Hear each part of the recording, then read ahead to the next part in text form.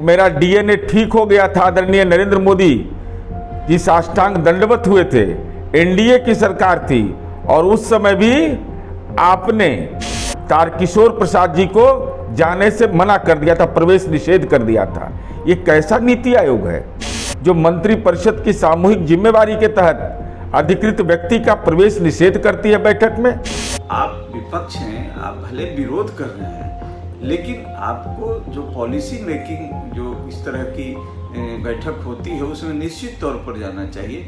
मैं ये समझता हूँ कि तब तो कल हो करके आप ये भी कहेंगे कि मैं संसद भवन नहीं जाऊंगा, तो आप विरोध तो संसद भवन में जाके भी कर सकते हैं। नमस्कार, मेरा नाम आलोक है। आप लाइव सीरीज देख रहे हैं। बिहार के मुख्यमंत्री नीतीश कुमार आज नीति आयोग की होने वाली बैठक में शामिल नहीं होंगे। जो बड़ी खबर निकल के आ रही है, पीएम मोदी की अध्यक्षता में होने वाली नीति आयोग की बैठक में मुख्यमंत्री नीतीश कुमार शामिल नहीं होंगे।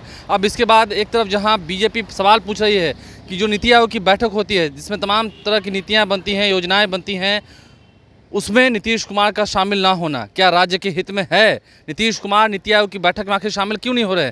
जेडीयू के मुख्य प्रवक्ता नीरज कुमार ने एक तरफ जहां बताया है क्या वजह है, क्यों मंत्रिपरिषद के साथियों को नीति आयोग की बैठक में जगह नहीं दी जाती है, वहीं आम जनता पार्टी राष्ट्रीय के राष्ट्रीय अध्यक्ष हैं विद्यापति चंद्रवंशी, वो कह रहे हैं कि बिहार के हित में नहीं है, राज्य के हित में नहीं है और जन समर्थन भी इस पर नहीं मिलने वाला नीतीश कुमार को। क्या कुछ बहस छिड़ गई है, जरा सुनिए। भारतीय जनता पार्टी नीति आयोग जैसी संस्था ट्रांसफॉर्मिंग इंडिया बनाए, योजना आयोग को भंग करके, तो संविधान के तहत मंत्रिपरिषद की सामूहिक जिम्मेवारी होती है, तो राज्य के कोई माननीय मंत्री को अधिकृत किया जाए, ये दिल्ली के जो तथाकथित तीनों पॉल की सरकार है इसको मंजूर नहीं। इसके पहले भी जब मेरा डीएनए ठीक हो गया था, आदरणीय नरेंद्र मोदी जी साष्टांग दंडवत हुए थे, एनडीए की सरकार थी और उस समय भी आपने तारकिशोर प्रसाद जी को जाने से मना कर दिया था, प्रवेश निषेध कर दिया था। ये कैसा नीति आयोग है जो मंत्रिपरिषद की सामूहिक जिम्मेवारी के तहत अधिकृत व्यक्ति का प्रवेश निषेध करती है बैठक में? साथ ही साथ मेरा सवाल यह है कि ये ट्रांसफॉर्मिंग इंडिया कौन सा, कि विकसित राज्य और विकासशील राज्य में अंतर समझ में नहीं आता।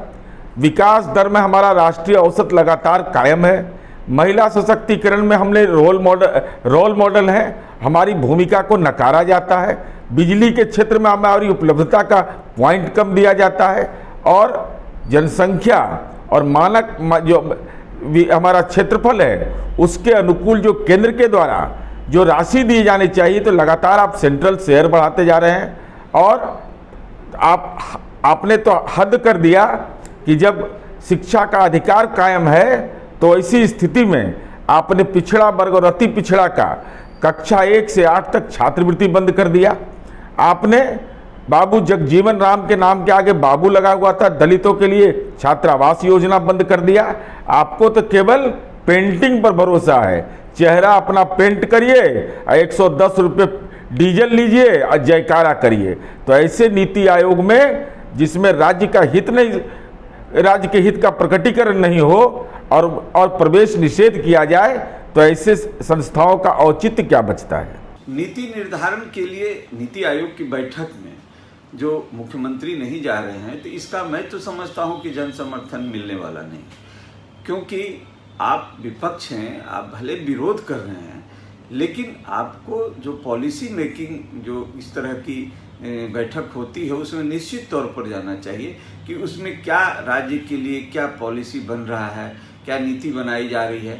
लेकिन आप इसका बहिष्कार करके, इसका विरोध करके आप क्या दिखाना चाहते हैं? मैं ये समझता हूँ कि तब तो कल हो करके आप ये भी कहेंगे कि मैं संसद भवन नहीं जाऊँगा, तो आप विरोध तो संसद भवन में जाके भी कर सकते हैं।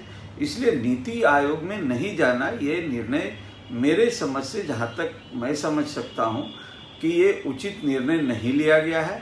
नीति आयोग में जाकर के जनता के हित की बात करना वही उचित निर्णय होता है, लेकिन इस तरह का निर्णय एक अहंकार को दर्शाता है कि हम नहीं जाएंगे। आप देश के अंग हैं। बिहार के यदि मुख्यमंत्री भी ऐसा निर्णय लेते हैं, चूँकि वो काफ़ी परिपक्व लोग हैं, तो मुझे इस बात का अफसोस भी है कि इस तरह के बैठकों में निश्चित तौर पर भाग लेना चाहिए। मजबूरियां अलग बात है कि मजबूरियों में आप नहीं जा पा रहे हैं, लेकिन जनता के हित में होता यदि आप इस बैठक में जाते, जहां तक मेरी समझ है। तो नीतीश कुमार नीति आयोग की बैठक में शामिल नहीं होंगे, इसको लेकर बहस छिड़ चुकी है। क्या कुछ बातें रखी जा रही हैं तमाम पार्टियों की ओर से, हमने आपको बताया है। लेकिन जेडीयू ने सबसे पहले पक्ष क्या रखा है नीतीश कुमार को लेकर, आपने सुना है। क्यों तारकिशोर प्रसाद जब उस वक्त बिहार के उप मुख्यमंत्री थे, उन्हें एंट्री नहीं दी गई थी नीति आयोग की बैठक में, ये एक बड़ा सवाल है। नीति आयोग की बैठक में नीतीश कुमार जो नहीं पहुंच रहे हैं, उस पर नीतीश कुमार क्या कहेंगे वो देखना होगा। हमारे चैनल को सब्सक्राइब कर लें, साथ साथ फेसबुक पेज भी लाइक करें। धन्यवाद।